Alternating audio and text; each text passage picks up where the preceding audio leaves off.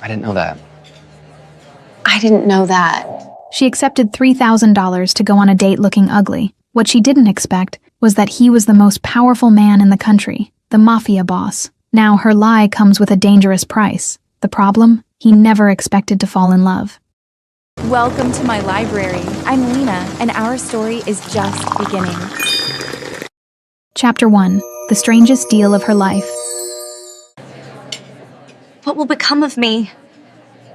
There are stupid things you do for money, and then there are absolutely insane things you do when you're desperate. I was in the second group. Maybe that's why I agreed to it without thinking twice. Or maybe because the $3,000 offered was exactly what I needed to pay for my sister's treatment this month. It didn't matter. In the end, there I was, standing in front of the mirror in my tiny bedroom, wearing a faded gray sweatshirt that had seen better days and sweatpants that matched a lazy Sunday watching bad TV shows better than a date at one of the most expensive restaurants in the city. My hair was pulled into a messy bun, purposely disheveled, with strands escaping in every direction, and I had just put on pale pink lipstick, almost childish, that made me look 15. Perfect. It was exactly what that woman had asked for. Go ugly. Go awkward. Make him give up. Her words echoed in my head as I looked at myself in the mirror, almost laughing at my own reflection. She had called me 3 days ago, referred by a mutual friend who knew about my desperate financial situation. Her voice was nervous, almost whispered, as if she were confessing a crime. I need someone to go on a date in my place, she had said, and before I could ask if she was crazy, she dropped the number. $3,000. For one night. I should have hung up on her. But when you're behind on bills, with a sister who depends on expensive insulin and a job that barely pays rent, you listen. So I listened, and the more she talked, the more absurd it became. She had been chosen by his family for an arranged date, some kind of old agreement between companies, powerful families, those things I thought only existed in old movies. But she didn't want to go. She was afraid of him, found him too intimidating when she saw a photo the family showed her. There's something in his eyes, she had said with a trembling voice, something that scares me. And then came the really crazy part. She wanted me to go in her place, pretending to be her, but doing it on purpose so he'd lose interest. So he himself would give up on the date before things went too far. That way she'd be free from the commitment without disappointing the family, without causing a scandal. I laughed, literally laughed during the call, but she was serious, completely serious, half now, half later. So I said yes. Because when you have your electricity cut off and the pharmacy calling you about overdue prescriptions, you do things you never imagined doing. Now, looking at my reflection, I wondered if I had completely lost my mind. Was this illegal? Probably not. Unethical? Definitely. But necessary? Absolutely. I grabbed my old purse, a fabric thing that had seen much better days, and took a deep breath. It was just a date. A few hours of pretending. I just needed to be uninteresting enough for him to want to run away. How hard could it be? Rich men liked sophisticated, elegant women who knew how to talk about expensive wines and trips to Europe. I would be the opposite of that. Simple, boring, common. The restaurant was downtown, a place way too sophisticated for someone like me. I had to take 2 buses to get there, and when I finally got off at the right stop, I felt even more out of place. There were imported cars parked in front, a valet in an impeccable suit opening doors, and people coming and going with that casual elegance that only people with real money can have. Women in high heels and dresses that sparkled under the streetlights. Men in suits who had never stepped on a bus in their lives. I, on the other hand, looked like someone who had gotten lost on the way home. An intruder, an imposter, which I was, technically. I took a deep breath, adjusted the strap of my purse on my shoulder, and pushed the heavy glass door. The interior was even more intimidating than I had imagined. Enormous crystal chandeliers hung from the high ceiling. Tables with impeccable white tablecloths were strategically distributed throughout the room, and waiters moved like dancers in a perfectly rehearsed choreography. Everything screamed luxury. Everything screamed old money. Everything screamed that I didn't belong there. The air smelled of expensive perfume mixed with exotic spices, or just the smell of privilege. The maitre d' approached with a polite smile that didn't reach his eyes. He looked me up and down, his eyes pausing on my sweatshirt, then on my old purse, then on my makeup-free face, clearly confused by my appearance. A wrinkle of disapproval formed between his eyebrows, but he maintained his professional mask. "Good evening," he said in that neutral tone that people in luxury services master perfectly, and I could almost hear the silent question. "What is someone like you doing here?" "I have a reservation," I said, trying to sound confident. "Under Victoria Ashford." It was hard to lie about my name. It wasn't Victoria. "It's Maya," I thought, but I continued with the lie. He checked the elegant list attached to a leather folder, sliding his finger down the page, and nodded. "Of course. Please follow me," He guided me through the main room, and I could feel the stares, conversations stopping subtly, people turning discreetly to watch me, a woman in sweatpants in a place like this. I was the show of the night. My palms started to sweat. My heart beat faster with each step. My old sneakers made a muffled sound against the marble floor. This is ridiculous, I thought. Absolutely ridiculous. The maitre d' stopped at a table in the corner, partially isolated by elegant dark wood screens. The table for two was set up as if it were a ceremony. 2 crystal glasses, gleaming silver cutlery, a small candle in the center. The light was soft, even romantic. "He hasn't arrived yet," the maitre d' said.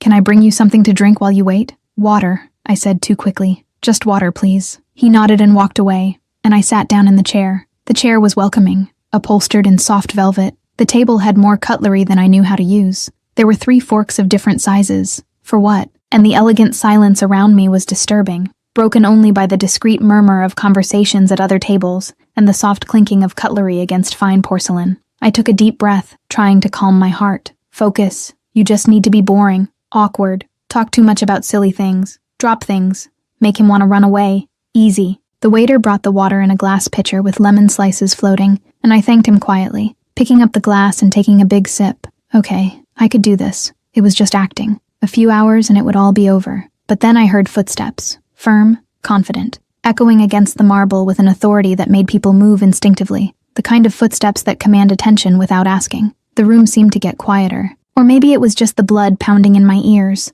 and when I looked up, everything stopped. He was standing a few feet from the table, and everything that woman had said made sense now. Intimidating was a crude understatement. He was tall, broad shoulders under a perfectly tailored black suit, elegant in a way that seemed natural, as if he had been born wearing silk and authority. His dark hair was impeccably combed back, revealing a face with strong lines, a defined jaw, and eyes that made me forget how to breathe. Dark. So dark they seemed almost black under that soft light. Intense, penetrating, dangerous. Eyes that seemed to see things other people hid. He looked at me, and something in the air changed. It became denser, more charged, as if the temperature had risen 10 degrees in a second. I forgot how to breathe. My brain went into complete panic. This was the man I was supposed to make give up? I was screwed, completely screwed. He approached slowly, each step measured and deliberate, his eyes never leaving mine, as if he were studying me, trying to discover all my secrets with just one look. And when he stopped beside the table, I felt his presence like a wave of heat that enveloped me completely.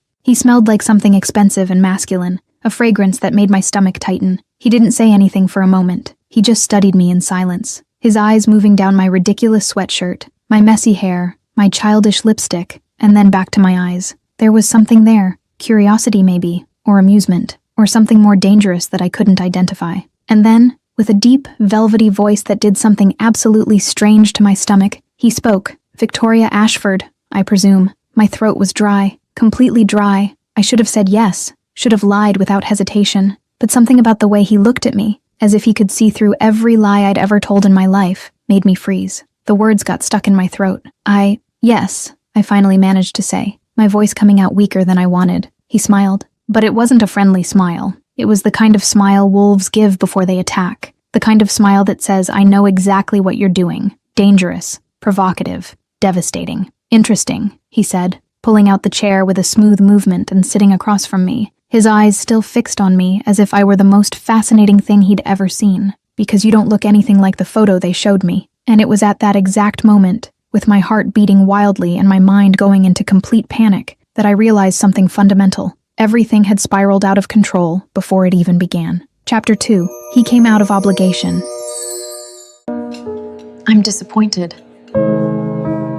2. I should have said something. Anything. But my brain had completely frozen. He kept looking at me, those dark eyes studying every detail of my face, as if he were trying to memorize or decipher something I didn't even know I was hiding. And then he leaned back in his chair, the movement fluid and controlled, and crossed his arms over his chest in a way that should have looked relaxed, but actually looked more like a predator sizing up its prey. You're nervous, he said, and it wasn't a question. It was a statement, as if it were obvious, as if he could read every thought running through my head. No, I lied automatically, and then realized how ridiculous that sounded considering my hands were trembling on the table. He smiled again, in that dangerous way that made my stomach flip.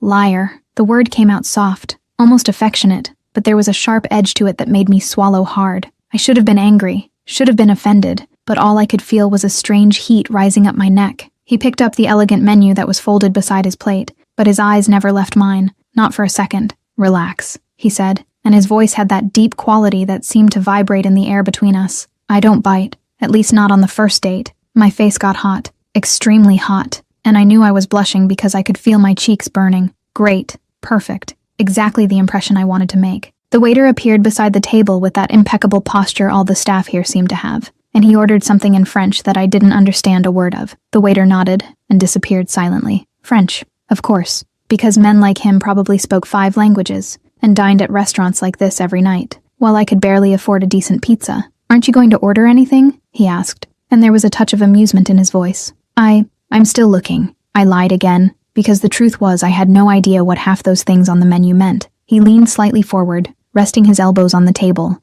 and suddenly the space between us seemed smaller, much smaller. "Let me guess," he said, his voice low. "You've never been here before." It wasn't a question. Again, he just knew. How the hell did he know? "Is it that obvious?" I asked, trying to sound casual and failing miserably. Yes, the answer was direct. No beating around the bush, but there was no cruelty in it. Just honesty, brutal and unsettling. He kept looking at me in that way that made me feel completely exposed, as if he could see through the ridiculous sweatshirt, through the charade, through everything. "But it's not a problem," he added after a moment. "Actually, it's refreshing. Refreshing. What a strange word to use." I didn't know what to say, so I stayed silent, nervously fidgeting with the edge of the cloth napkin that was folded perfectly beside my plate. Dominic watched the movement, his eyes dropping to my hands, and something changed in his expression. It became softer, or maybe more curious. It was hard to tell. "Why did you agree to come?" he asked suddenly, and the question caught me completely off guard. "What? This date? Why did you agree?" His voice was casual,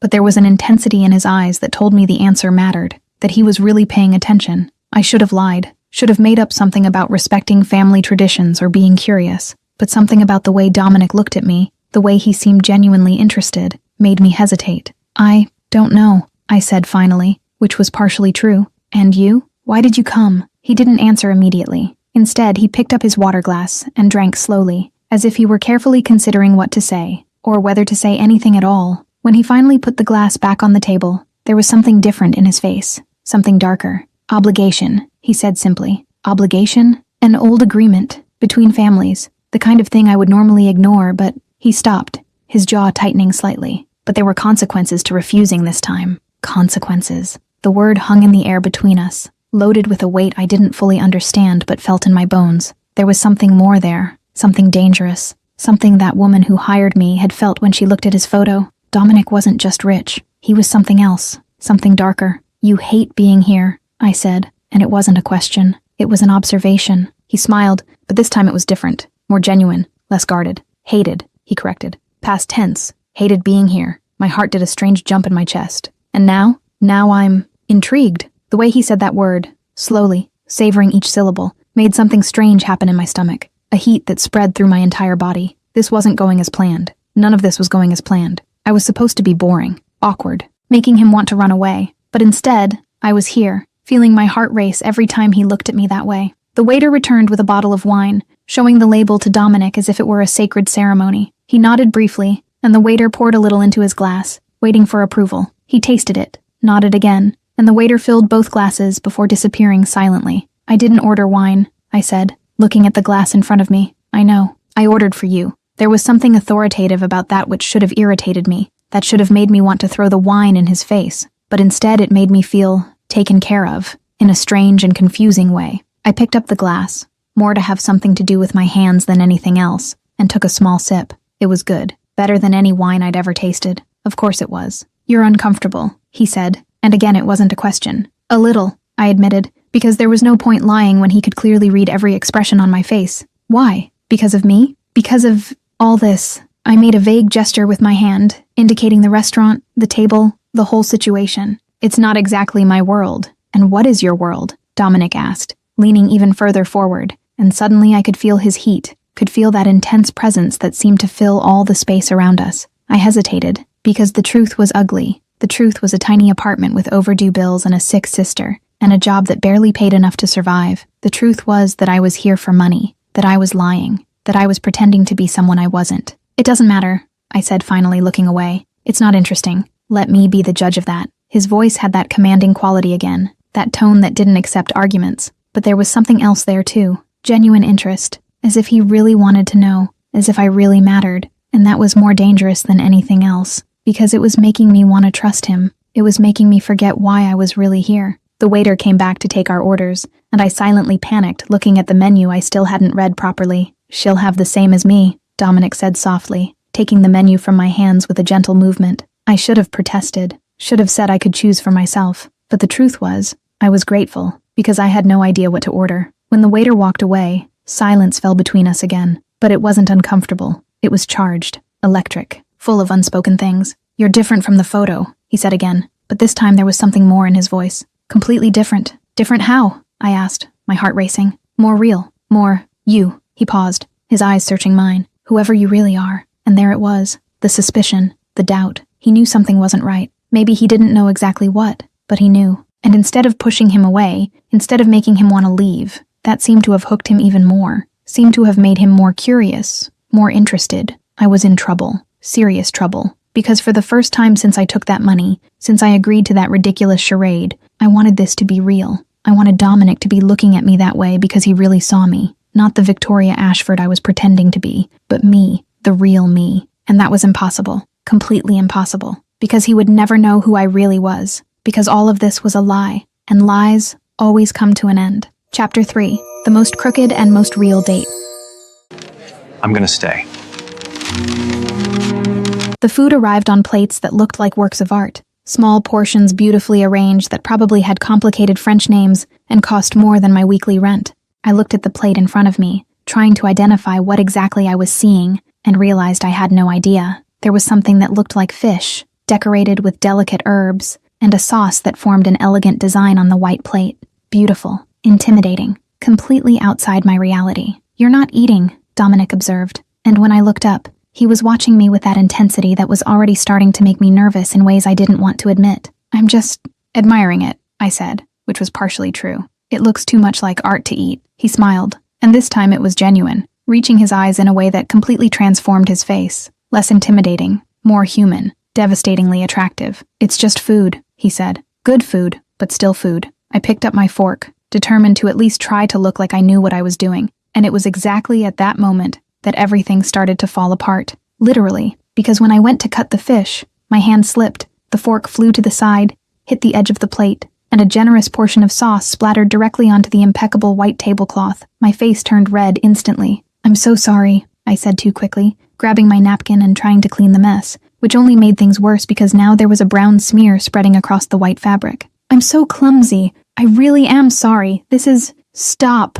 Dominic said, and his voice had that gentle command that made me freeze. I looked up and he was smiling. It wasn't a polite or forced smile. It was genuine, amused, as if this were the most charming thing he'd seen all day. "It's nothing," he said, and then, surprisingly, he picked up his own napkin and reached across the table to help clean, his fingers brushing against mine for a second that seemed to last an eternity. The touch was brief, accidental, but it sent an electric current up my arm that made me hold my breath. Our eyes met across the table, and for a moment, everything stopped. The restaurant, the conversations around us. Everything disappeared except those dark eyes looking at me as if they could see straight into my soul. "Breathe," he said softly, and it was only then that I realized I was holding my breath. I let out the air in a nervous laugh, the sound coming out louder than I intended, and immediately covered my mouth with my hand. Great. Perfect. Now I was laughing like an awkward teenager. Exactly what I needed. But Dominic didn't seem to mind. If anything, he seemed more interested. The waiter appeared discreetly,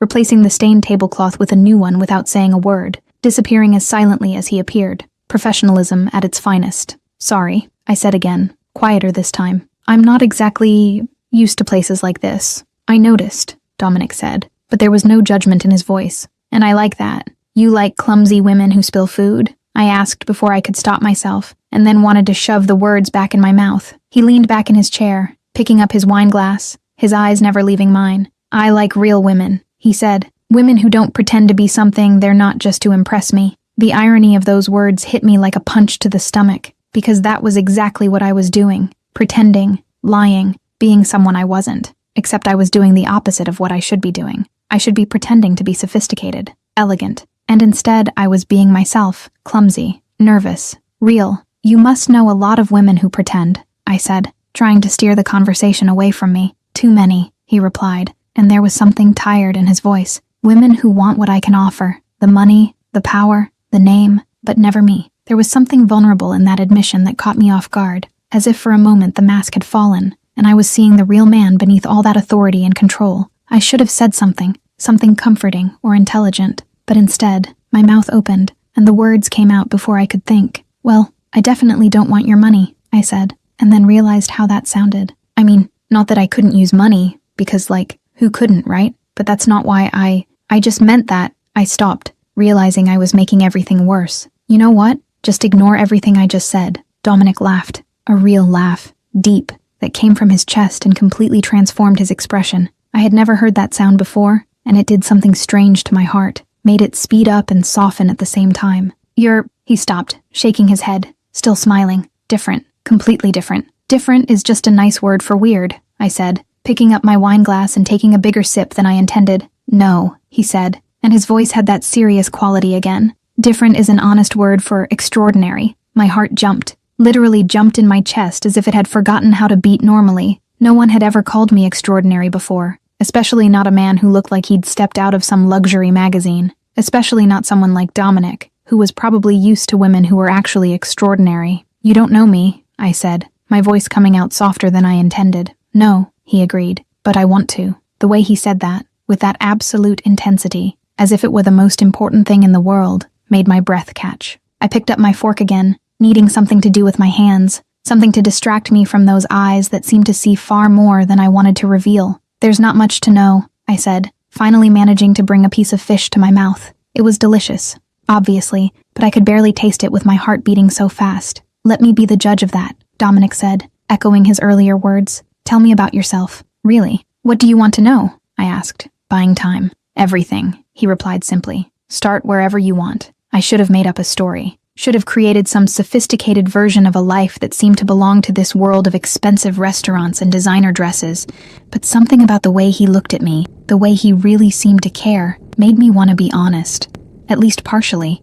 I work at a coffee shop, I said, the words coming out before I could think better of it. It's not glamorous. It's not interesting, but it pays the bills. Most of the time. I waited for judgment, for disappointment, for that look rich people give when they realize you're not from their world, but it didn't come. And do you like it? He asked, genuinely curious. The job? No, I laughed, surprised by my own honesty. But I like the people, the regulars who show up every morning and order the same thing. There's something comforting about it, you know? The routine, the predictability. And outside of work, what do you like to do? Read, I said, and then felt my face heat up because that sounded so boring. I know, super exciting. A girl who works at a coffee shop and reads books in her spare time. Practically straight out of an indie movie. What kind of books? He asked, leaning forward, and I realized he was genuinely interested. He wasn't just making polite conversation. He really wanted to know. Romance, I admitted, deciding I'd already embarrassed myself enough today. The really dramatic ones, with impossible happy endings and heroes who probably don't exist in real life. And why do you like them? No one had ever asked me that before. Most people just rolled their eyes when I mentioned romance, as if it were something inferior. But Dominic was waiting for my answer, as if it really mattered. Because, I stopped, trying to find the right words. Because in the end, no matter how messy everything got, there's always hope. There's always a happy ending. And I guess I like to believe that's possible, you know? Even if it's only in books. Something changed in his expression. It became softer, more open, as if I had said something that resonated with him in a way he didn't expect. Hope is important, he said quietly, especially when you live in a world that's constantly trying to take it away from you. There was weight in those words. History. Pain, maybe. And suddenly I wanted to know everything about him. Wanted to understand what made this powerful, intimidating man say something so vulnerable. And you? I asked. What's your world? Besides all this? I made a vague gesture at the restaurant around us. He was silent for a moment, swirling the wine in his glass, and I thought maybe he wouldn't answer, that maybe I had crossed some invisible line. But then he spoke. Complicated, he said finally, full of obligations I didn't choose, expectations I didn't ask for, people who want something from me before they even know my name. That sounds... I stopped, searching for the right word. Lonely. His eyes met mine, and there was surprise there, as if no one had seen that before, as if no one had cared enough to see. It is, he admitted, very lonely. The air between us changed again. It became denser, more intimate, as if we were sharing secrets we shouldn't be sharing, as if we were crossing lines that should remain intact. I picked up my wine glass, needing to break the moment before I drowned in it, and that was exactly when I managed to knock over the glass. The wine spread across the table like a red wave, staining the new white tablecloth, dripping onto my sweatpants. "Oh my God," I said, jumping from my chair. "I'm so clumsy. This is ridiculous. I can't believe that." "Stop," Dominic said, and this time there was genuine laughter in his voice. He was standing too, coming around the table, and suddenly he was beside me, so close I could feel his heat, could feel that overwhelming presence that made me forget how to think straight. He grabbed napkins, trying to help dry my pants, and his fingers brushed my waist for an accidental second that made my entire body wake up. "Sorry," he said, pulling back quickly, but his eyes remained on mine, and there was something there, something intense and hot that made my stomach clench. "No," I said quickly. I'm a disaster. You're probably regretting coming." "I'm not," he said, and the absolute certainty in his voice made me stop. "Not at all." We stood there, very close to each other, the chaos of soaked napkins and stained tablecloths around us, and all I could think about was how dark his eyes were up close, how defined his jaw was, what it would be like if he leaned just a few inches closer. The waiter appeared again, professional as always, cleaning everything up quickly, offering to change the tablecloth once more. Dominic dismissed him with a gesture, leaving some bills on the table that were probably more than the total amount of the check. "Let's get out of here," he said suddenly. My heart raced. Leave? Walk? Talk? Away from forks and wine glasses you can knock over. There was humor in his voice, but also something more. An invitation, a promise of something beyond that formal restaurant, and I knew I should say no. Knew I should end this ridiculous date and take my remaining $1,500 and never look back. But when he extended his hand to me, when those dark eyes looked at me as if I were the only person in the world who mattered, I took his hand. Because in that moment, I wasn't pretending anymore. I was being real, and he was being real. And all of this was terrifying and thrilling and completely wrong, but it felt so right. Chapter 4. The lie starts to weigh. I want to see you. We walked for almost an hour, through the illuminated streets downtown, passing elegant shop windows and cafes that were still open, even though it was almost midnight. Dominic hadn't let go of my hand since we left the restaurant. His fingers were intertwined with mine in a way that felt natural, as if our hands had been made to fit together that way. And the scariest thing was that I didn't want him to let go. We talked about everything and nothing at the same time. He told me about books he had read when he was younger, before life got too complicated for fiction. I told him about my embarrassing obsession with cooking shows despite being incapable of making anything beyond instant noodles. He laughed. A lot. And every time that deep, genuine sound came from him, something in my chest tightened in a way that was both wonderful and terrifying. When we finally stopped in front of an imposing building where a uniformed doorman nodded at Dominic, reality started to return. The night was ending. The date was ending. And I didn't know what to do with all the confusing feelings that were tangling in my stomach. "This is my building," he said, turning to face me, still holding my hand. "I know it's late, but I should go," I said quickly, because I knew that if he invited me up, if he looked at me that way for one more second, I would say yes. And that would be a mistake. A huge mistake. He studied my face for a long moment, those dark eyes searching for something I didn't know if I wanted him to find. "I want to see you again," he said, and it wasn't a question. It was a statement, a certainty. My heart raced. Pure panic flooded my system. "Dominic, tomorrow night," he continued, stepping closer, and suddenly the space between us disappeared. "Or the day after if you need time. But I want to see you again. I need to see you again." The intensity in his voice, the way he looked at me as if I were something precious and rare, made my throat tighten. This wasn't in the plan. This wasn't part of the deal. It was supposed to be one date, one night, make him lose interest and leave. But everything had gone wrong. Terribly, wonderfully wrong. "I don't know if..." "Please." The word came out soft, almost vulnerable, and coming from a man like Dominic, that meant everything. I should have said no. Should have made up an excuse.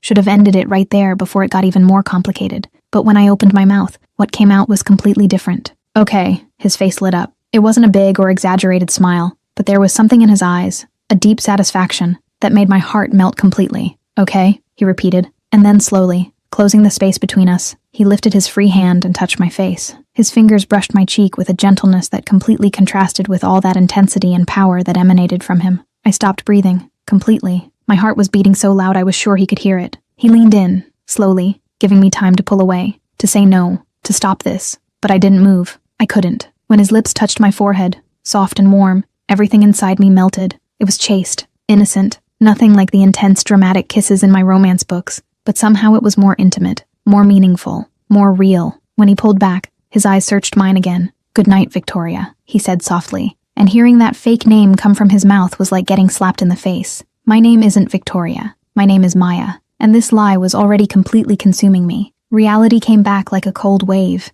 "Good night," I managed to say, my voice coming out weak. He waited until I got a taxi, insisting on paying even when I protested, and stood on the sidewalk watching me until the car turned the corner, and he disappeared from view. It was only then that I let my head fall back against the seat and closed my eyes, letting all the guilt and confusion hit me at once. What the hell had I done? My phone buzzed in my pocket.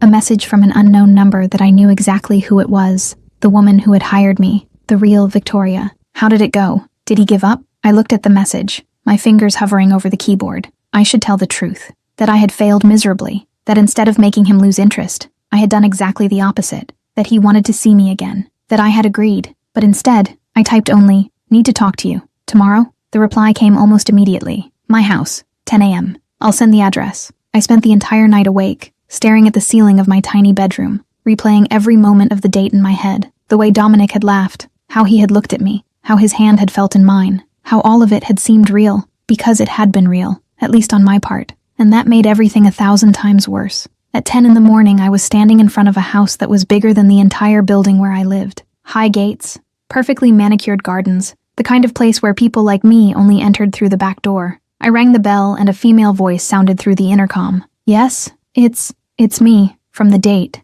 There was a pause, and then the gate opened with an electronic buzz. I walked down the stone path to the main door, my stomach churning with each step. The door opened before I could ring the bell, and there she was, the real Victoria Ashford. She was beautiful, obviously, perfectly wavy blonde hair, impeccable makeup even though it was mid-morning, a casual dress that was probably designer, everything I wasn't. "Come in," she said, her gaze quickly assessing me before stepping away from the door. I entered a house that looked like it came out of a decorating magazine, everything white and beige and perfectly coordinated. She guided me to a living room, where I sat uncomfortably on a sofa that was softer than my bed. "So?" she asked, sitting in an armchair across from me, crossing her legs elegantly. "Did he give up? Did he say he doesn't want to see me anymore?" I swallowed hard. "Not exactly." Her expression changed, became sharper. "What does that mean?" "It means that he wants to see you again. I mean, see me again. He thinks I'm you, so I was making a mess of this. He asked for another date." She went pale, visibly pale. No. This wasn't supposed to happen. You were supposed to make him give up. It was simple. Be boring. Uninteresting. How did you manage to screw this up?" Her voice was getting louder, more desperate, and I felt anger bubbling in me. "Sorry for not being boring enough for you," I said, my own voice getting firmer. "Sorry for being human." She stood up, starting to pace back and forth. "You don't understand. You don't know this man. You don't know who he really is, what he does. Then tell me," I challenged. "Tell me who Dominic is." She stopped pacing, looking at me with something that looked like genuine fear. "He's dangerous. His family, they control things. Businesses you don't want to know about. People you don't want to meet. And if he finds out you lied, that I lied." She shook her head. "It won't be good for either of us." My stomach sank. Part of me already knew there was something more to Dominic. The way people moved around him, the respect, the fear maybe. But hearing it confirmed was different. "So what do I do?" I asked, my voice coming out smaller than I intended. She stopped, looking at me with those calculating eyes. "You'll continue." "What?" "You'll keep pretending to be me. You'll go on one more date. 2, maybe, and then you'll break up with him. Gently. Say it's not working. That you're too different. Whatever makes him lose interest without causing problems." I should have refused. Should have thrown the money in her face and walked out of that ridiculous house. But then she said the magic words. "I'll pay you more. $5,000 more. 3 dates. That's all I'm asking. $5,000. That would cover my sister's insulin for months, would cover the overdue bills, would give me a break I desperately needed." I looked at her, at this rich woman in her perfect house, asking me to keep lying to a man who was starting to mean something to me, a man who was dangerous, a man I should be avoiding. "Okay," I said, hating myself with every syllable. "Okay, I'll do it." The relieved smile that crossed her face made me feel sick. When I left that house 20 minutes later, with the promise of more money and more lies, all I could think about was the way Dominic had kissed my forehead, the way he had said my name, the wrong name, and for the first time, I wished I could go back in time, that I could have refused that money from the beginning, because now I was trapped in a web of lies, and the more time I spent with Dominic, the more painful it would be when everything fell apart, and it always fell apart. Lies always came to an end. Chapter 5. The First Fall.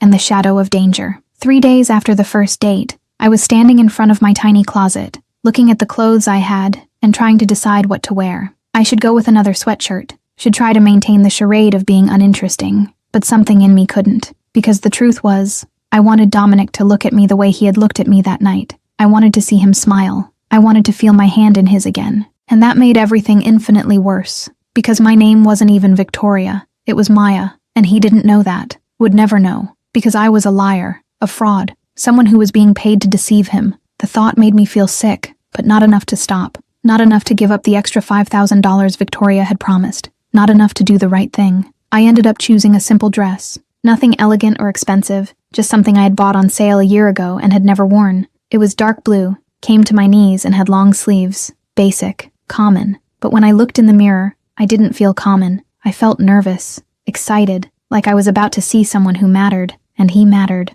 That was the problem. Dominic had asked to meet at a park near the river, something more casual than the restaurant, he said. More us, as if there were an us, as if this were real. When I arrived, he was already there, leaning against an iron railing overlooking the water, and when he saw me, his entire face changed, became softer, more open, happy. He was happy to see me, and that made my heart ache in ways I didn't know were possible. "Hi," I said as I approached, suddenly shy in a way I hadn't been before. "Hi," he replied, and then pulled me into a hug that caught me completely off guard. He smelled of that expensive, masculine fragrance that was already starting to become familiar. His arms around me were strong, secure, and for a moment, I allowed myself to relax in that embrace, allowed myself to pretend this was real, that I really was Victoria Ashford, that he was hugging me because he truly knew me. When we pulled apart, he kept one hand on my waist, as if he didn't want to let go completely. "You look beautiful," he said, his eyes traveling over my face, my simple dress, as if I were wearing something straight off a runway. "It's just an old dress,"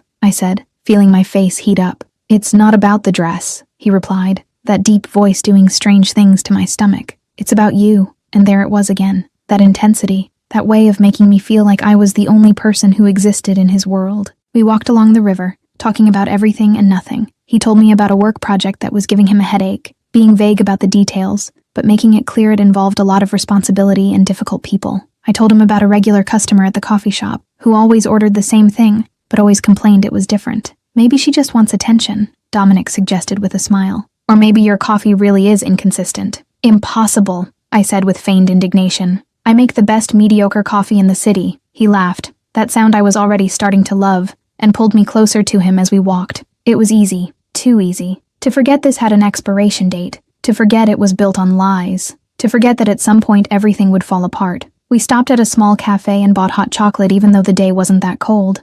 We sat on a bench facing the water, our shoulders touching, and for one perfect moment, everything felt right, until my phone buzzed. It was Victoria, again. She had sent 3 messages since yesterday, all asking how it was going, reminding me of the plan, making sure I was going to break up with him soon. I turned off the screen without responding. "Everything okay?" Dominic asked, noticing my expression. "Yes," I lied, forcing a smile. "Just work." He studied my face for a moment, those dark eyes searching for something, but then nodded and changed the subject. We talked until the sun started to set, painting the sky in oranges and pinks, and when he suggested dinner, I said yes without hesitation, without thinking about the consequences, without thinking about anything except wanting to stay with him for a few more hours. The restaurant this time was different, still elegant, but more intimate, less formal. There were candles on every table and soft music playing in the background. Romantic, dangerously romantic. "You're different today," he observed while we waited for our food to arrive. "Different how?" I asked,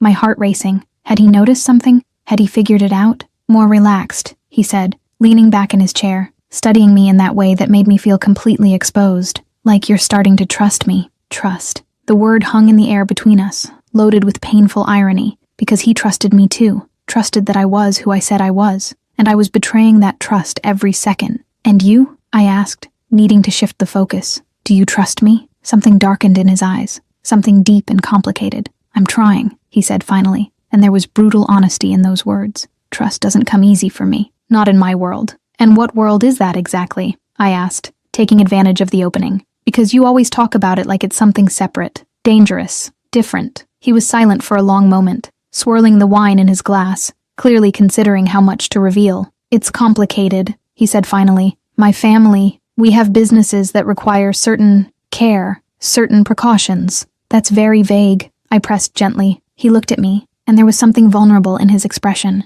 I know, and I'm sorry I can't be clearer, but there are things about my life that could scare you, that could push you away, and I don't want that. The sincerity in his voice, the genuine fear of losing me, made my heart clench, because he didn't know that the thing that should scare him was me, was the lie I was living, was the fact that none of this was real. You couldn't scare me, I said, and it was true, partially, because whatever he was, whatever he did, it didn't change the way my heart raced when he smiled, didn't change the way I felt safe when he touched me. The food arrived and we ate, the conversation flowing easily to lighter topics. He told me about trips he had taken when he was younger. I told him how I had never left the country, how I had barely left the city. He didn't judge, didn't seem disappointed. If anything, he seemed fascinated, as if my ordinary life was exotic to him somehow. After dinner, we walked through the illuminated streets. The night was pleasant, with a gentle breeze that made the tree leaves whisper. Dominic held my hand like it was the most natural thing in the world, his fingers intertwined with mine, in a way that made my heart race and calm at the same time. We were passing an art gallery when it happened.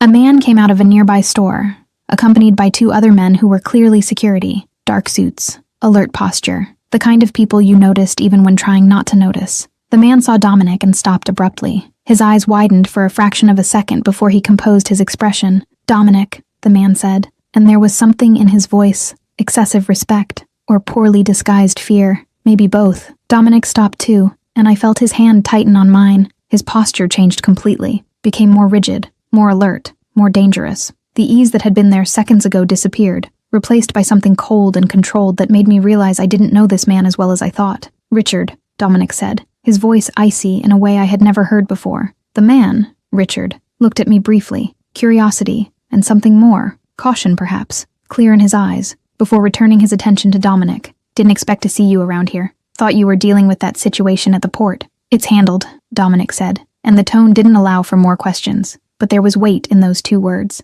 Implication, threat, maybe. There was a tension in the air that I didn't fully understand but could feel. Something dangerous, something wrong. Richard's 2 security guards moved subtly, positioning themselves in a way I recognized from movies. Protection, or threat. It was hard to tell. And then suddenly, there were more people. 2 men appeared out of nowhere, positioning themselves behind Dominic and me. Also security guards, I realized with a cold shock. Where the hell had they been all this time? Had they been following us? During the entire date? "Everything all right here?" one of them asked, his voice low but clear, directed at Dominic, not me, as if I were irrelevant, as if he were the only one who mattered. "Yes," Dominic replied without looking back, his eyes fixed on Richard. "Richard was just leaving, weren't you?" It wasn't a question. It was an order disguised as a polite suggestion. Richard smiled, but there was no warmth there. There was poorly disguised nervousness. Of course. Enjoy your evening, Dominic." He nodded and walked away quickly, his security guards flanking him perfectly, and I could swear I saw relief in his shoulders when they turned the corner and disappeared. When they were gone, Dominic finally looked back, nodded briefly to the 2 men who had appeared, and they retreated, disappearing into the shadows, as silently as they had emerged, like ghosts, as if they had never been there. My heart was beating hard, too hard. My hands were shaking, and I knew he could feel it because he was still holding one of them. "Who were those people?" I asked, my voice coming out weaker than I intended. Dominic gently pulled me to the side, away from the middle of the sidewalk, his hand still holding mine but with less tenderness now. "More urgency, more protection. Just business," he said, but there was tension in his jaw. "Nothing you need to worry about. You have security guards," I said, and it wasn't a question. "Following us. The whole time. Were they there during the entire date?" He hesitated, and in that hesitation was the answer. "It's necessary," he said finally, "as a precaution." Precaution against what? My voice was rising now, panic starting to seep in. Who was that man? Why did he seem so afraid of you? Dominic ran his free hand through his hair, a gesture of frustration I had never seen in him before. Always so controlled, always so in command. But now there was a crack in that perfect facade. "It's complicated," he said again, and I almost laughed at the futility of that answer. "You always say that. Complicated. Your world. Your business. But you never tell me what that really means." He looked at me, and there was clear conflict in his eyes. Wanting to tell me versus needing to protect me. Or maybe it was wanting to trust versus having learned to never trust anyone. "There are things in my life," he began slowly, choosing each word carefully, "that aren't conventional. I've already said it. My family has businesses that some people consider questionable, and that comes with risks." "What kind of businesses?" I pressed, even knowing I shouldn't, even knowing that the more I knew, the more complicated everything would become. I can't tell you, he said, and there was finally brutal honesty there. Not because I don't trust you, but because this way you'll be safer,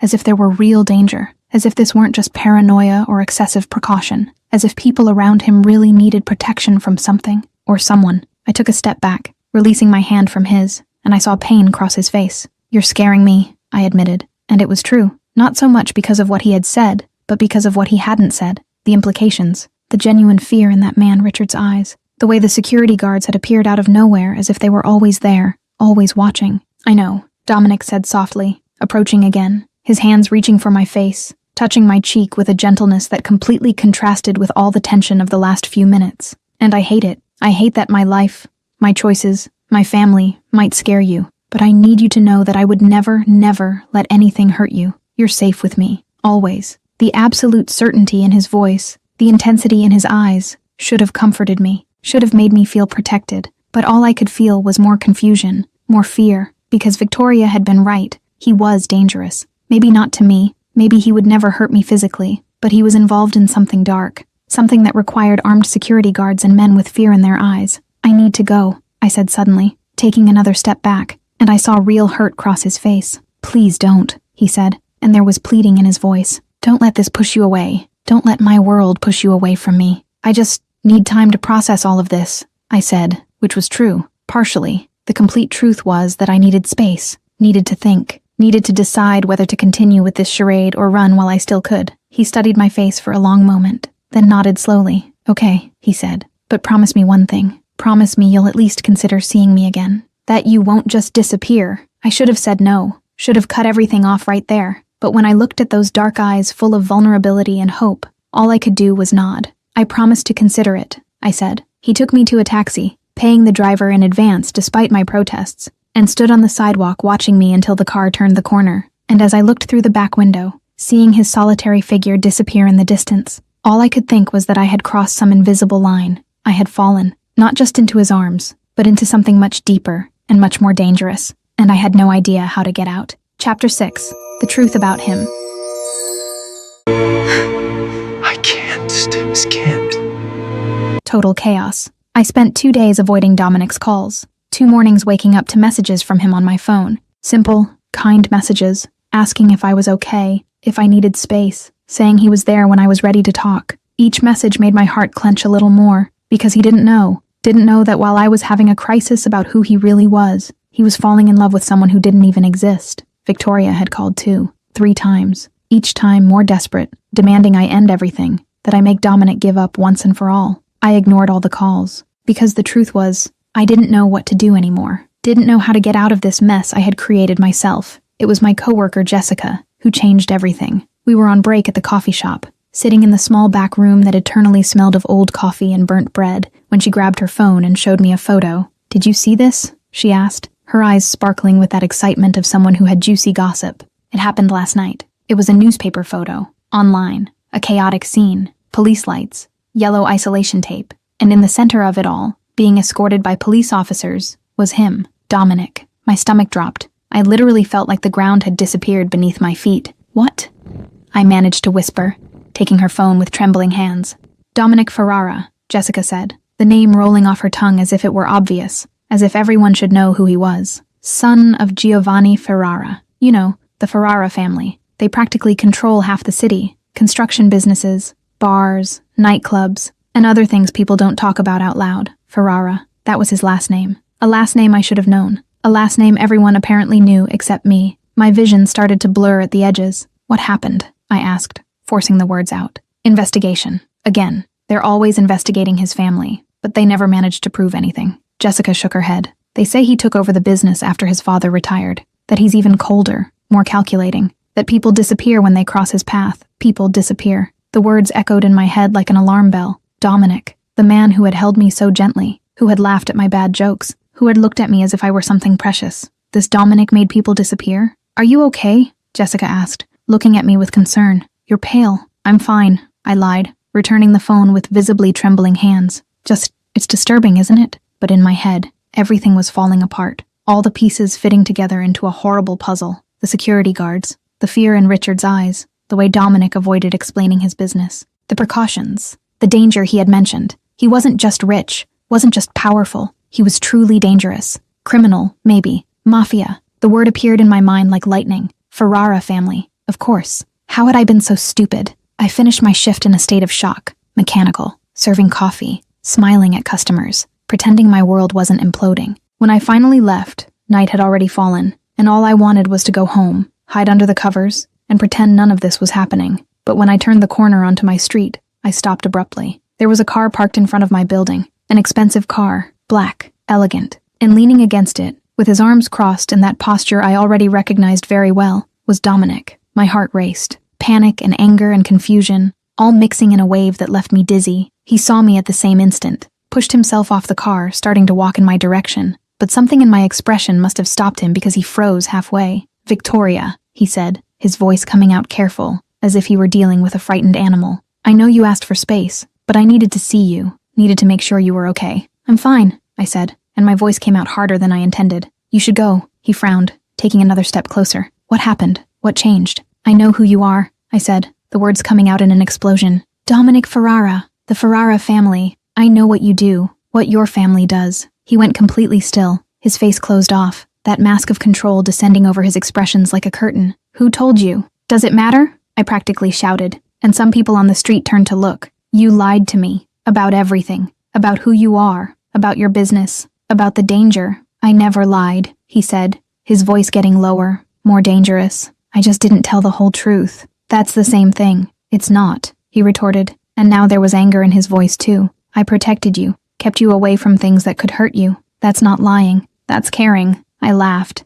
a bitter sound that didn't seem like mine. "Caring? You call it caring to involve me with what exactly? Mafia? Organized crime? People who disappear when they cross your path?" Something dangerous flashed in his eyes. "Be careful what you say," he said quietly. "Be careful what you believe from gossip and newspaper headlines that know nothing about me or my family. Then tell me the truth," I challenged, crossing my arms. "Tell me exactly what you do, exactly who you are. No omissions this time." He was silent for a long moment, his jaw tight, his eyes searching mine. And then finally he spoke. "My family has businesses, legitimate and less legitimate. We control construction, entertainment, security services. And yes, there are aspects of what we do that operate in gray areas of the law. But I'm not a monster. I don't hurt innocent people. I don't make people disappear for fun." He took a step closer, and I forced my feet to stay in place even though I wanted to step back. I was born into this life. I didn't choose it. And when my father decided to retire, the choice was either I took over, or everything he built would crumble. People who depend on us would be left unprotected. So I took over. And yes, that comes with dangers, with enemies, with precautions. But everything I've done, every decision I've made, was to protect the people who matter to me. His voice became softer, more vulnerable, including you. "You barely know me," I said, but my voice was shaking now. "You don't really know me." "I know enough," he replied, closing the distance between us, his hands reaching for my face but stopping in the air, as if asking permission. "I know you're different from anyone I've ever met, that when I'm with you, I can forget everything else. I can just be me, not the Ferrara heir, not the boss, just Dominic." His hands finally touched my face, that gentle touch I already knew so well. "I fell in love with you," he said, and the words came out like a painful confession. "Since that ridiculous first date where you spilled sauce on the table. Since that moment I knew. And I hate that my life, my family, my world might push you away. But I won't lie about what I feel." Tears burned in my eyes, because he was being honest. Finally, completely honest. And all I could think was that I didn't deserve that honesty, because while he was telling me the truth about who he was, I was still lying, still pretending to be Victoria Ashford, still being paid to deceive him. "You can't fall in love with me," I said, my voice breaking. "You don't know me. Then let me know you," he pleaded, his forehead touching mine. "Let me in. Tell me your fears, your dreams, your scars, everything, because I want to know. I want to know every part of you." And it was at that moment I broke, completely, because he wanted to know someone who didn't exist, wanted to fall in love with a lie. And I had done this. I had created this impossible situation. I had hurt this man who was opening his heart in a way he probably never had before. "I can't do this," I said, pulling away from his touch, every inch of distance physically hurting. "I can't. We can't." "Why?" he asked, and there was genuine pain in his voice. "Because I'm scared? Because I'm dangerous? Because my life is complicated? None of that matters if we feel the same about each other." "You don't understand," I said, tears finally falling. "There are things about me, things you don't know." "Then tell me," he said again. Desperate. Whatever it is, we can work it out. Together. But I couldn't tell him my name wasn't Victoria, that I had been paid to make him hate me, that everything had started as a charade, because if I told him, I would lose not only him, but possibly much more, because men like Dominic Ferrara didn't react well to betrayal. I need to go, I said, taking another step back. Please, just let me go. Something broke in his expression, deep pain and incomprehension. If that's what you want, he said, his voice getting cold, that mask returning. I won't force you into anything. I would never do that. He turned to leave, toward the car, and every fiber of my being screamed for me to call him back, to tell the truth, to risk everything just to have a real chance with him. But fear won. Fear of what he would do when he found out. Fear of losing not only him, but my safety, maybe my life. Because dangerous men did dangerous things when they were betrayed. So I let him go. I stood there on the sidewalk, tears streaming down my face, watching the black car disappear into the night. And when I turned to enter my building, I saw a figure in the shadows. Victoria. She had witnessed everything, and the smile on her face told me she was satisfied, that everything was going exactly as planned, and I hated her, hated myself, hated the entire situation I had created, because I had lost something real, something precious, and it wasn't even mine to lose. Chapter 7. The villain enters the scene. You are part of. Do you want to serve? Victoria followed me into the building. I didn't even notice until I was climbing the stairs and heard the sound of her heels echoing behind me. When I stopped at my apartment door, she was there, perfectly composed, even after climbing 3 flights of stairs, not a hair out of place. We need to talk, she said, and it wasn't a request. I wanted to send her away, wanted to slam the door in her face, but something about the way she looked at me, something calculating and dangerous, made me hesitate. I opened the door, and she entered my tiny apartment, as if she were entering a contaminated place. Her eyes swept over the small space, the old furniture, the peeling walls, and I saw clear contempt in her expression. So this is how you live, she said, and there was no pity there, just cold observation. What do you want, Victoria? I asked, too tired for games. She turned to face me, and there was something different in her eyes now, something sharper, more ambitious. Change of plans, she said simply, crossing her arms. You're not going to break up with him anymore. I blinked, confused. What are you talking about? I just broke up. You saw. It's over. No, she said, shaking her head, a small, cruel smile forming on her lips. You're going back. You're going to apologize. You're going to say you were scared but thought better of it. And you're going to keep seeing him. My stomach churned. No, I'm not doing that. The deal was 3 dates. It's been more than 3. And besides, I broke up. It's over. The deal changed, she said, her voice getting harder, because I changed my mind about what I want. And what do you want? I asked, even though I already knew I wasn't going to like the answer. She approached, her eyes shining with something that looked like pure ambition. I want Dominic Ferrara. I want the name, the power, everything that comes with being his woman, and you're going to help me get it. I laughed. I couldn't help it. An incredulous, bitter sound. You're crazy. You paid me to make him lose interest. Now you want me to do the opposite. I was scared before, she admitted, walking around my apartment as if it were hers. When I saw that photo of him, when the family told me about the arrangement, I panicked. He seemed dangerous, intimidating, and I didn't want that kind of complication in my life. She stopped, looking at me with that calculating smile. But then I did my research, found out exactly who the Ferrara family is, what they control, the power they have, and I realized I was being stupid. This man isn't a complication. He's an opportunity, the biggest opportunity of my life. You're insane, I said, shaking my head. He's not a chess piece. He's a person. A very powerful person, she corrected. A person who could give me everything I've always wanted. Status, influence, access to a world that people like me don't normally reach. People like you? I repeated, mentally looking around her house. That enormous house. That privileged life. You already have everything. I have family money, she said, and there was bitterness in her voice. Old money that comes with expectations and limitations. But the Ferraras, they have real power. Power that doesn't depend on approval from boards or investors. Power that comes from direct control. And I want that. I sat on my old couch, my head spinning. Then do it yourself. Go after him. You don't need me for that. She smiled, and it was the cruelest smile I'd ever seen. But I do, because he's in love with you. Or rather, with the person he thinks is you. And that's my way in. You're going to keep being Victoria Ashford for a while longer. You're going to win back his trust. And when the time is right, I'll appear. The real Victoria. And I'll expose your lie in a way that makes me look like the victim. The woman who was replaced without knowing. The woman he should have met from the beginning. My blood ran cold. You're going to expose me? I'm going to expose the charade, she corrected, but in a way that benefits me. He'll be angry at you, obviously, but he'll feel he owes me something, that he owes me the chance I should have had from the beginning, and I'll be there. Sweet,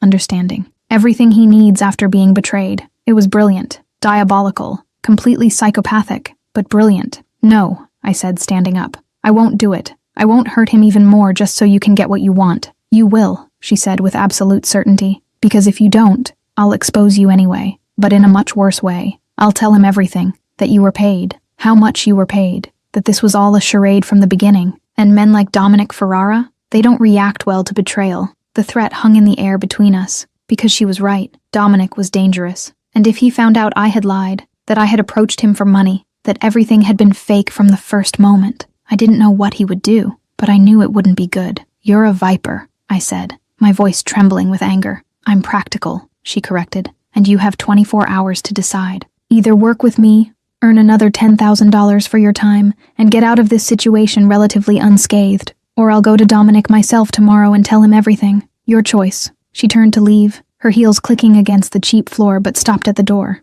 Oh, and Maya? She said, turning her head slightly. Don't try to deceive me or go straight to him with the truth, because I have evidence, messages, bank transfers, everything documented. If you try to sabotage me, I guarantee you'll be the only one who comes out as the villain in this story. And then she left, leaving me alone in my apartment that suddenly seemed even smaller, even more suffocating. I spent the entire night awake, staring at the ceiling, going over my options, which weren't many. I could refuse, could let Victoria expose everything and deal with the consequences. But the consequences could be devastating. Dominic was a powerful man, a dangerous man, a man who made people disappear when they crossed his path, according to rumors. Would he hurt me? I didn't want to believe that, but I also didn't really know that side of him. The side that took over the family business, the side that operated in gray areas of the law. Or I could accept Victoria's plan, continue the charade for a while longer, earn more money I desperately needed. And then, when she appeared and exposed everything, at least there would be a narrative where I was just a piece in her game,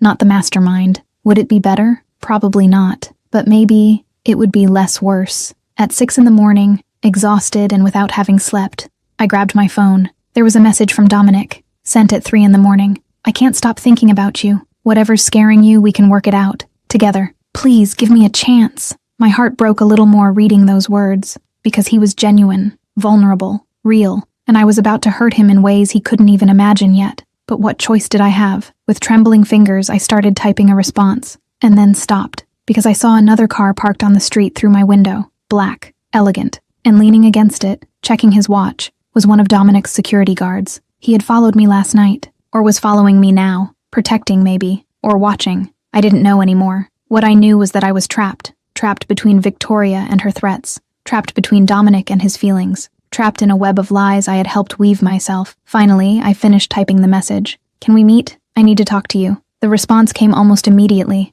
as if he had been waiting, awake all night just like me. When and where? I'll be there. I set a cafe for noon, neutral, public, safe, and then I prepared to do the hardest thing I'd ever done. Go back, apologize, continue the lie, all while knowing the clock was ticking, that eventually the truth would come out, and when it did, there would be no going back, no forgiveness. There would only be consequences, and consequences, I was beginning to learn, were the only thing men like Dominic Ferrara guaranteed. Chapter 8. Who She Really Is. Tell the truth. Tell the truth. I arrived at the cafe 15 minutes early. My stomach was in knots, my hands shaking so much I spilled sugar 3 times trying to sweeten the coffee I couldn't even drink. I had made a decision during the sleepless night. I was going to tell Dominic the truth, the whole truth. Consequences didn't matter. Fear didn't matter. He deserved to know, deserved to hear it from me before Victoria could twist everything. I mentally rehearsed the words I would say, how I would start, how I would explain the inexplicable, how I would ask forgiveness for the unforgivable. When he walked into the cafe, I immediately knew something was wrong. There was something different about the way he moved, more rigid, more controlled. His eyes found mine, but there wasn't that light they usually had, that relief at seeing me. There was something darker, more dangerous. My heart started beating faster, a primitive warning that something very bad was about to happen. He sat across from me, and the silence that settled was thick, suffocating. He didn't touch me, didn't even try to take my hand like he always did, just looked at me with those dark eyes that now seemed to see right through me. Thank you for coming, I said finally, my voice coming out weak. Dominic, I need to tell you. Maya, he said, and the world stopped. My name, my real name, coming from his mouth. He knew. My God, he knew. The blood drained from my face. My breath caught in my throat. Absolute panic flooded my system. How? I managed to whisper. He leaned back in his chair, that relaxed posture that was deceptive because his eyes were alert, calculating, dangerous. Did you really think I wouldn't check? He asked, his voice dangerously soft. That I wouldn't investigate the woman I was falling in love with? Especially when there were so many inconsistencies. Inconsistencies. Of course there were. How had I been so stupid to think I would fool a man like him forever? You don't have credit cards in the name Victoria Ashford, he continued, his voice methodical, almost clinical. Don't have a social media history that matches who you were supposed to be. Your address doesn't exist in her records. And when my men did deeper checks, they discovered something interesting. He paused, his eyes never leaving mine. They found a Maya Collins, working at a coffee shop downtown, living in an apartment across town. And she looks exactly like you. I couldn't breathe. Literally couldn't pull air into my lungs. He had investigated, had found out, and he was here, giving me a chance to explain, and I was paralyzed with terror. So, I'm going to ask once, and only once, he said, leaning forward, his hands clasping on the table in a way that seemed casual, but radiated controlled tension. Who are you, and why were you pretending to be Victoria Ashford? This was my chance, my opportunity to confess everything, to tell him about the money, about Victoria hiring me, about how it had all started as a charade but become real. I opened my mouth to speak, to let it all out, but then I saw something in his eyes, something cold and calculating, something that reminded me of all the stories, all the rumors, all the warnings about who the Ferrara family really was. People disappear when they cross his path, and suddenly, that didn't seem like distant gossip anymore. It seemed very, very real. I started, my voice shaking violently. I can explain, then explain, he said, and there was a sharp edge to his voice now. I'm waiting. It's complicated, I said, and immediately knew it was the worst thing I could have said. Something dangerous flashed in his eyes. Complicated, he repeated, his voice getting lower, more threatening. You lied about your name, about who you are, about everything. Made me believe I was getting to know Victoria Ashford when all along you were a complete stranger. And all you have to say is that it's complicated? It wasn't like that, I said quickly, desperately. There were reasons. I didn't want to. Didn't want to what? He asked, his voice cutting like a blade. Deceive me? Make a fool of me? Play with feelings I thought were mutual? It wasn't a game, I said, tears starting to fall. What I felt was real, is real. He stood up abruptly, the chair scraping against the floor, and instinctively I pulled back. The movement was small, involuntary, but he saw it, and something in his expression changed, became more hurt, more betrayed. You're afraid of me, he said, and there was something broken in his voice. After everything, you really think I would hurt you? No, I said quickly, but my voice shook, betraying the lie. I don't. It's just that you heard the stories, he finished for me, a bitter laugh escaping, about who I am, what my family does, and now you're terrified that I'll do something terrible because you deceived me. Tears burned my eyes, blurring my vision. Dominic, please, answer my question, he said, ignoring my plea, his voice turning icy. Why did you do this? What did you want? Money? Access? Information about my family you could sell? No, I exclaimed, horrified he could think that. It wasn't any of that. I would never. Then what? He practically roared, and several people in the cafe turned to look. Give me a reason. One single reason that makes sense. Why would someone pretend to be someone else? Why did you approach me under a false name?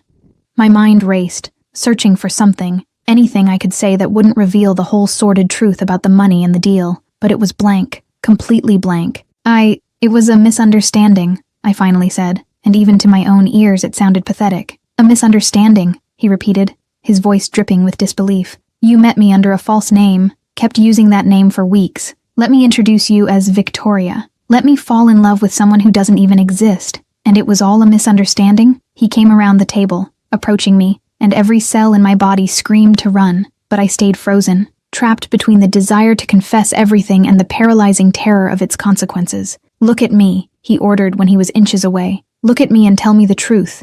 The whole truth.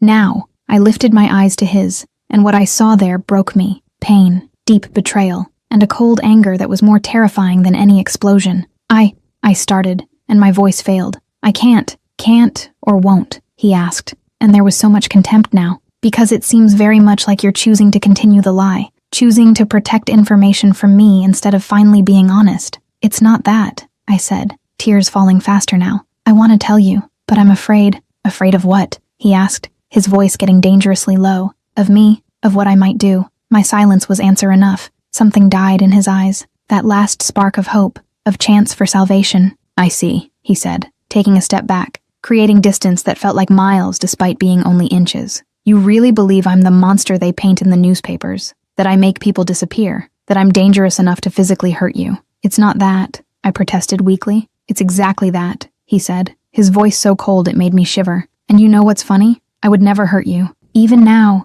even knowing you deceived me about everything, the idea of hurting you makes me physically sick. But you don't trust me enough to believe that. He ran his hand through his hair, a gesture of frustration I had never seen in him before. You know what hurts me most about all this? He said, his voice breaking slightly. It's not even the lie about your name. It's that I shared things with you. Opened parts of me I never show anyone.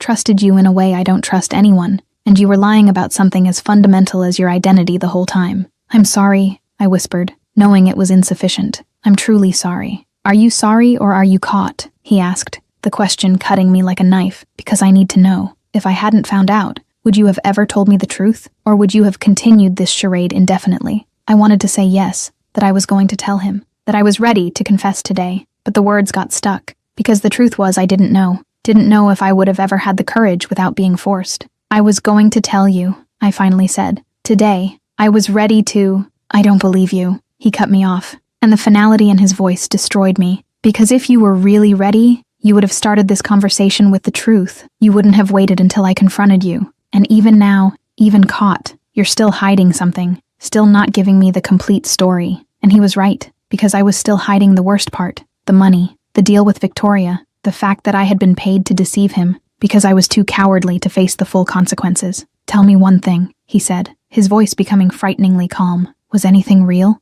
Any moment between us? Any word? Any feeling? Or was it all calculated from the beginning? It was real, I said desperately. Everything I felt was real. It may have started wrong, but what I developed for you? No, he cut me off, raising his hand. Don't do that. Don't try to romanticize this. You built an entire relationship based on lies, and now you want me to believe your feelings were genuine. He shook his head, something like disgust crossing his features. I don't know who you are, Maya, and clearly you don't trust me enough to tell me, so there's nothing more to say. Dominic, wait, I said when he turned to leave. Please, let me explain everything.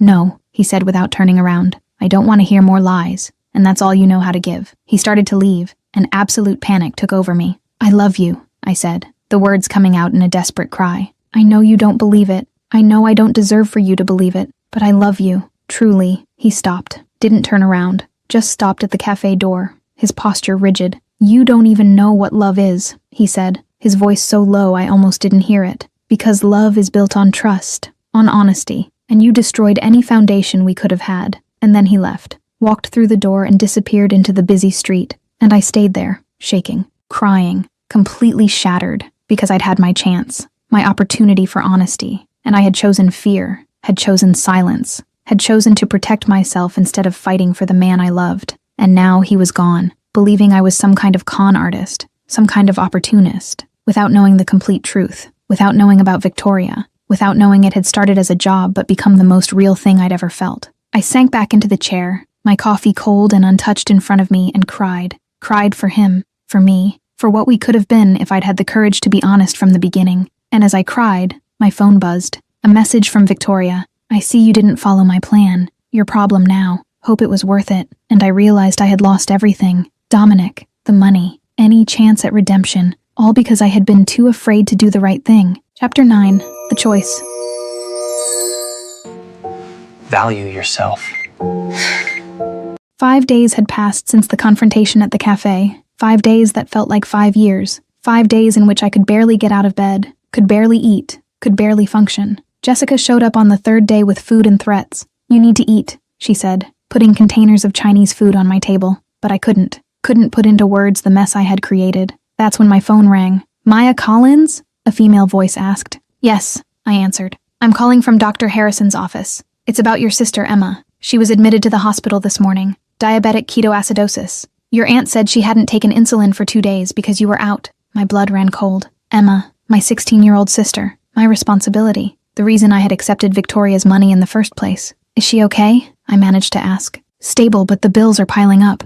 I'm going to the hospital now, I said, hanging up and running for the door, Jessica following with questions I barely registered. Dominic was in his office when his assistant knocked on the door. Mr. Ferrara, there's someone here to see you. She says she's Victoria Ashford. The real Victoria Ashford? Yes, sir. Has ID that confirms it. Send her in. The woman who entered was exactly like the photos from the investigation. Blonde, elegant, polished. Everything Maya wasn't, and nothing that attracted him. Mr. Ferrara, she said with a practiced smile. It's a pleasure to finally meet you. I'm Victoria Ashford, the real one. He took her hand briefly. Why are you here? She sat down without being invited. I came to apologize and explain. You deserve the truth about what happened. Dominic sat down, his expression neutral. I'm listening. Victoria wove a carefully constructed story. How she had been nervous about the date. How a friend suggested sending someone first to assess the situation. How Maya had offered to help, but then took advantage. How everything got out of control without Victoria knowing. It was a well-constructed lie, plausible, positioning Maya as the ambitious villain, and Victoria as the innocent victim. I can imagine how difficult it must have been to discover you were deceived, Victoria said with false compassion. Maya clearly saw an opportunity and took advantage. It's terrible. Dominic watched her as she spoke. He had spent years reading people, and everything about her screamed calculated manipulation. And now? He asked. What do you want? Victoria smiled.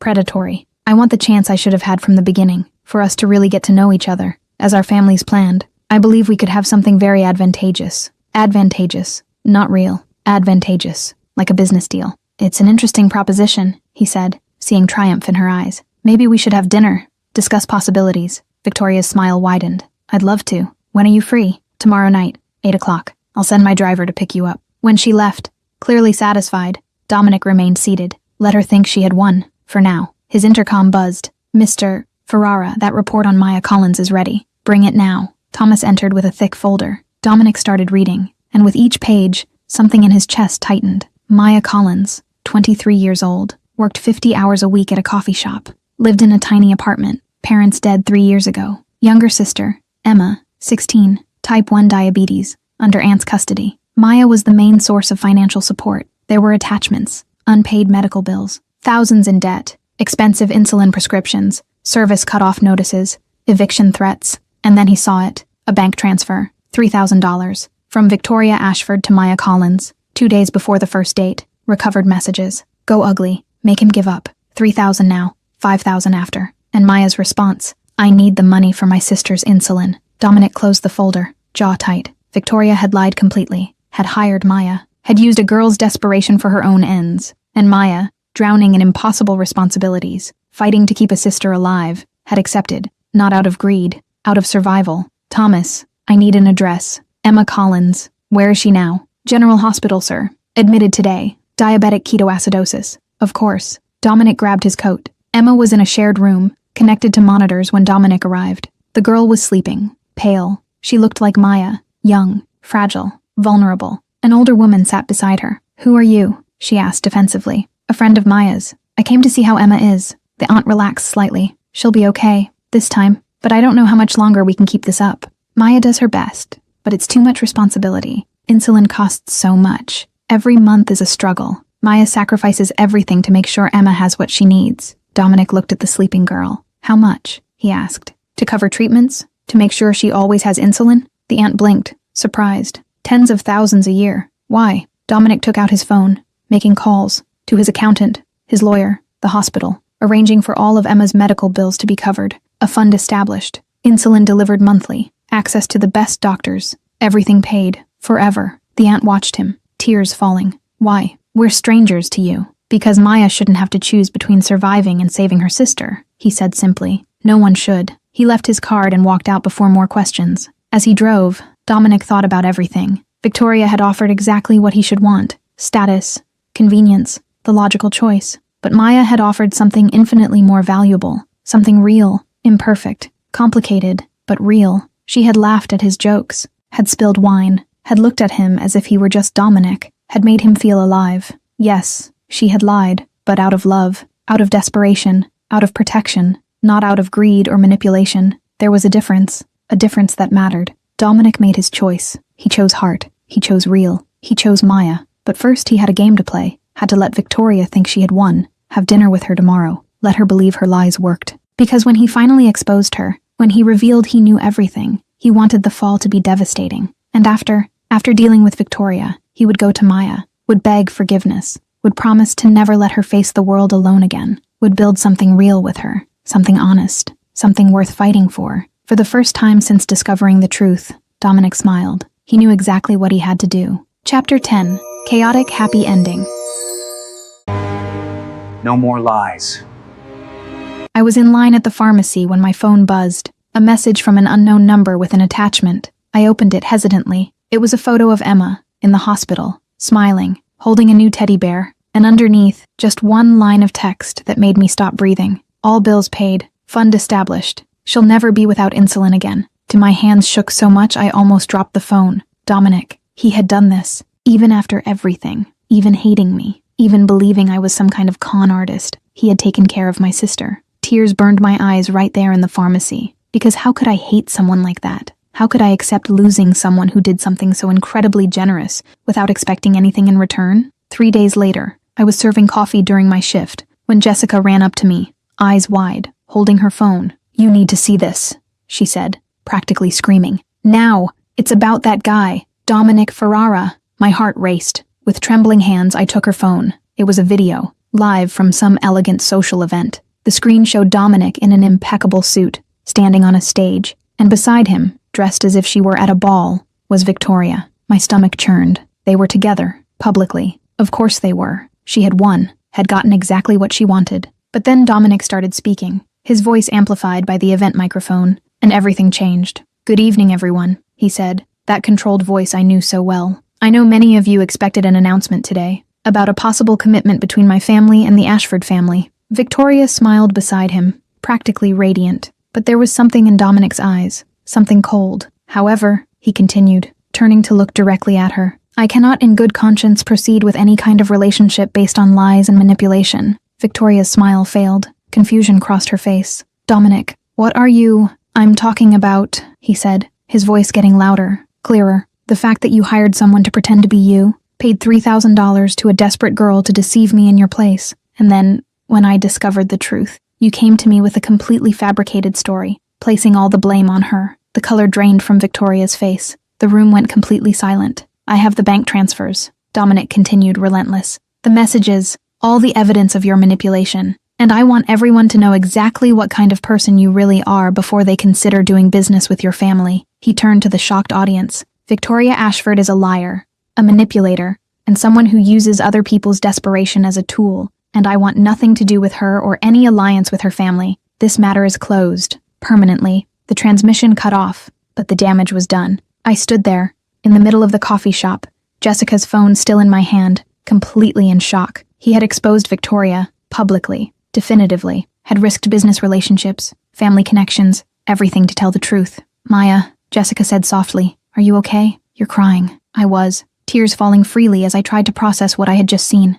My shift ended an hour later. When I left the coffee shop, there was a car waiting, black, elegant, familiar. The window rolled down, and there he was, Dominic, looking at me with those dark eyes that had haunted me for days. "Get in," he said simply. "Please." I should have refused, should have kept my distance, but my feet moved before my brain could protest. I got in the car. He didn't say anything for a long moment, just looked at me, as if he were trying to memorize every detail. "Emma's okay," he said finally. "I know," I replied, my voice coming out hoarse. "I saw. Thank you. You didn't have to." "I did," he interrupted me. "Because you shouldn't have to choose between surviving and saving her, and because I understand now why you accepted Victoria's money, why you lied, why you were so afraid to tell me the truth." Tears burned my eyes again. "It still doesn't justify what I did. I hurt you, deceived you." "Yes," he agreed. "You did, and it took time for me to process that, to understand the difference between your lies and hers. But there is a difference, Maya. You lied out of desperation, out of love for your sister. She lied out of ambition, out of manipulation. They're worlds apart." He leaned closer, his face inches from mine. "But if we're going to try this, if we're going to have any chance of making it work, I need absolute honesty from now on. No secrets, no lies, no matter how scary the truths are. I can do that," I said, my voice firm despite the tears. "But you also need to understand. I'm not from your world, Dominic. I don't know how to navigate elegant dinners or social events. I'm always going to spill things and say the wrong thing, and I'm not going to pretend to be something I'm not. Never again." A slow smile spread across his face. "I don't want you to pretend. I want exactly who you are. The girl who spills wine and laughs nervously and looks at me as if I'm just a man, not a name or a position." He paused, something amused glinting in his eyes. By the way, there's something I need to know. That first date, you really were trying to make me hate you, weren't you? My face heated up. Victoria paid me specifically to go ugly, I admitted. To be awkward. To make you lose interest. She literally instructed me. Go in sweatpants, disheveled. Make him want to run away. Dominic started laughing. A real laugh, deep, that made his whole body shake. So you were actively trying to be unattractive? Yes, I said, mortified. And yet I failed miserably at that too. He took my face in his hands. That gentle touch I had missed so much. Maya, he said, his eyes shining with humor and something deeper. If that was you trying to be ugly, then imagine if you had actually tried to impress. And then he kissed me. Finally. Properly. Not on the forehead like before, but on the lips. Deep and consuming. And everything inside me melted. When we pulled apart, both breathing hard, he smiled. Have dinner with me, tomorrow night. A real date this time. No lies, no pretending. Just us. Okay, I said, and then added with a smile. But this time I'm really getting dressed up. Fair warning, it might be dangerous. The next evening, I spent 2 hours getting ready. For the first time in this whole mess, I wanted to impress. Not as Victoria, as myself. I chose a dress I had bought at a thrift store months ago but never worn. It was dark red, simple but elegant, coming just above my knees. I left my hair down in natural waves instead of the usual messy bun. Light but careful makeup. And for the first time, I looked at myself in the mirror and felt beautiful, not trying to be someone else, just the best version of myself. When Dominic picked me up and I opened the door, he went completely still. His eyes traveled over my entire body, top to bottom, and the intensity in that look made my stomach flip. Maya, he said, his voice hoarse. You're absolutely stunning. My face heated up. I warned you it would be dangerous. He took a step into my apartment, closing the door behind him, gently cornering me against the wall. Dangerous is an understatement, he murmured, his mouth dangerously close to mine. You have no idea what you're doing to me. Dinner was perfect. We talked for hours. No masks, no lies, just two people really getting to know each other. He told me about the pressure of taking over the family business so young, about how he felt alone even surrounded by people. I told him about my parents, about how I had become responsible for Emma overnight, about my dreams of maybe one day being able to go to college. When we walked back to the car, his hand in mine, everything felt right. Imperfect. Complicated, but right. You know my world is dangerous, he said suddenly. There will always be risks, threats, precautions. Do you still want this? I looked at this man. Powerful, intense, dangerous in every way, and completely mine. Our love started with the biggest lie possible, I said. I pretended to be someone else. You investigated me without me knowing. None of this was normal or healthy. I smiled, squeezing his hand. But it survived the truth, survived the exposure, survived everything. So yes, I want this. I want you, danger and all. He pulled me into a kiss that promised everything. Passion, protection, danger and love. Most of all, love. And as we stood there in each other's arms, I knew this wouldn't be easy, would never be simple, but it would be real. It would be ours, and it was worth every risk. Did you enjoy this story? I truly hope so. I laughed so much while writing every detail, an unpredictable meeting that turned into an unexpected love between two people from completely different worlds. May love overcome everything. Leave a comment telling me what you thought about the story and give it a rating from 0 to 10. Your feedback is incredibly important to me, so I always know how I can improve. Thank you so much for your time. Until the next story, darling.